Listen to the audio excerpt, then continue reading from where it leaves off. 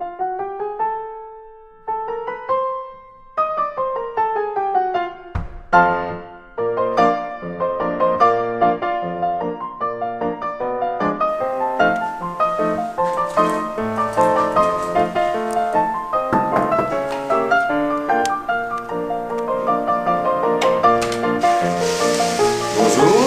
bienvenue dans ma maison, je vous en prie, enchanté, s'il vous plaît.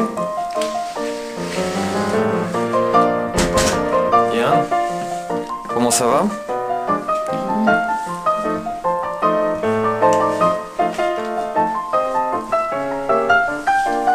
Bon, nous pouvons commencer quand vous voulez.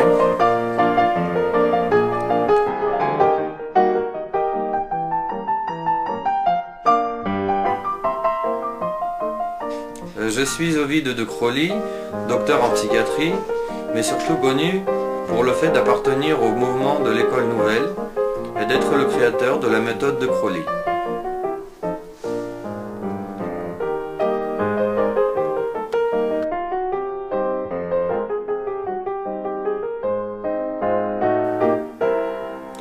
Je suis né le 23 juillet 1896 à Rennes, Belgique.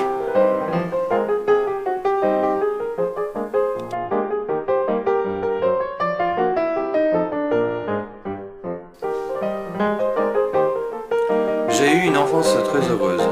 Je vivais avec mon père, ma mère et mon frère. Mon père se chargeait de notre éducation et fut un grand exemple à suivre. On jouait dans le jardin et en plus il nous enseignait la charpenterie dans son atelier. De plus, notre mère nous a éduqués dans la musique. J'adorais ses classes. Ces faits ont influé dans ma forme d'envisager l'éducation.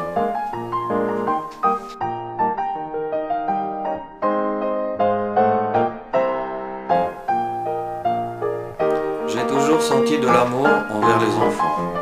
Après m'avoir gradué, j'ai continué à étudier l'esprit humain. En me licenciant en psychiatrie et en étudiant avec différents neurologistes.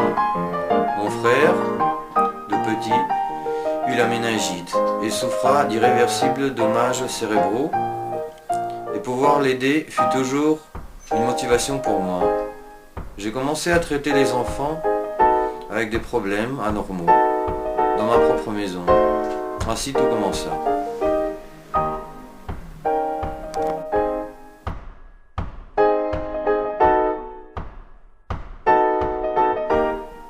Oh, c'est une femme magnifique. Elle a financé la majeure partie de mes centres, et en plus de cette aide économique, elle a collaboré avec les enfants, et elle m'a aidé avec la traduction de livres de pédagogues anglais comme Dewey.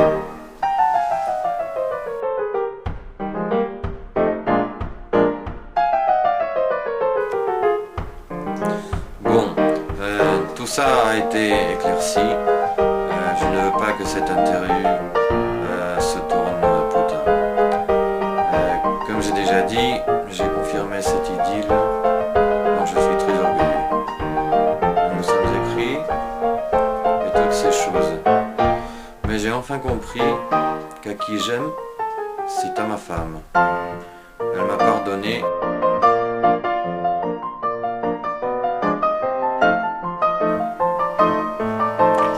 Non, vraiment pas. Maintenant, je suis en train d'essayer de diffuser ma forme de voir l'éducation par d'autres pays, mais je pense continuer à écrire et à participer dans les activités éducatives jusqu'à ce que le corps le permette.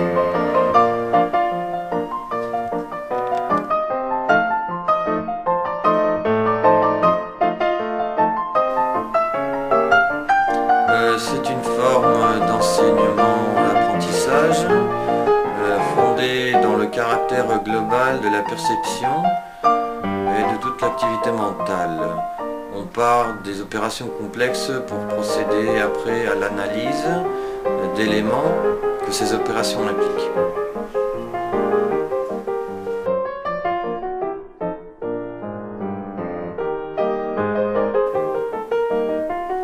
Sans aucun doute, la principale est l'individualisation, suivie du respect aux droits de l'enfant ou du traitement envers les diverses influences qui agissent sur le développement.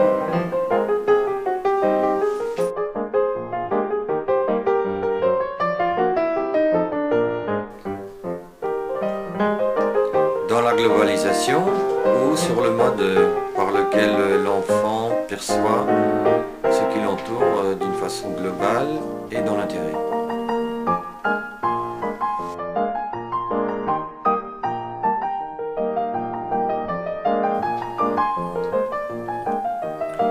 Parce qu'il fonctionne du simple au complexe. En réalité, la forme de pensée de l'enfant n'est pas analytique mais synthétique, c'est-à-dire elle va du global au concret.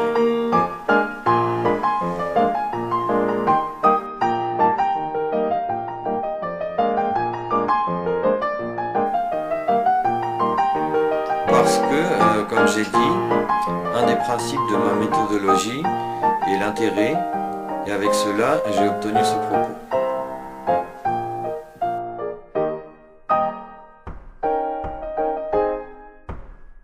Principalement, favoriser l'observation de l'enfant, le maintenir actif et attirer son attention, qu'il acquiert des habitudes utiles et qu'il développe des attitudes intellectuelles.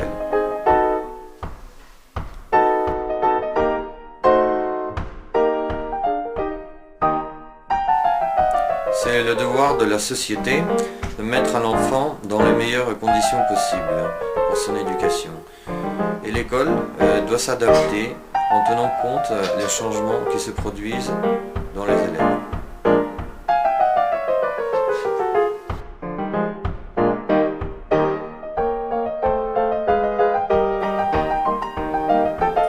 Oui, les élèves doivent réaliser un cours préparatoire qui les prédispose pour son séjour à l'école.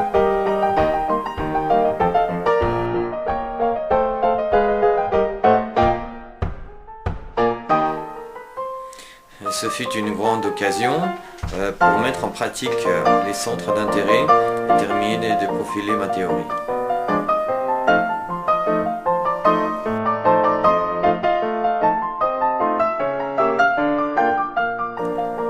Surtout former les futurs citadins dans la démocratie. Pour cela, la liberté et l'organisation sont les valeurs qui définissent ces centres.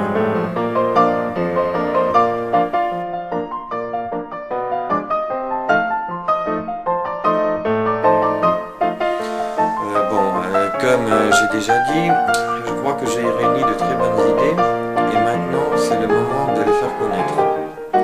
Ainsi actuellement, je voyage surtout à des congrès, j'écris des articles dans plusieurs journaux et je dirige mes écoles de la meilleure façon possible.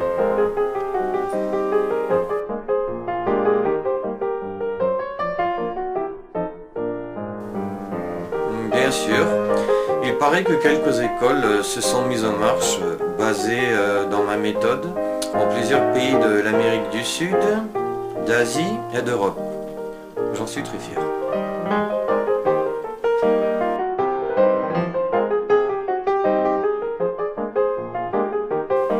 Un grand bonjour aux élèves de la faculté d'éducation de l'Université Complutense de Madrid. À bientôt et bonne chance.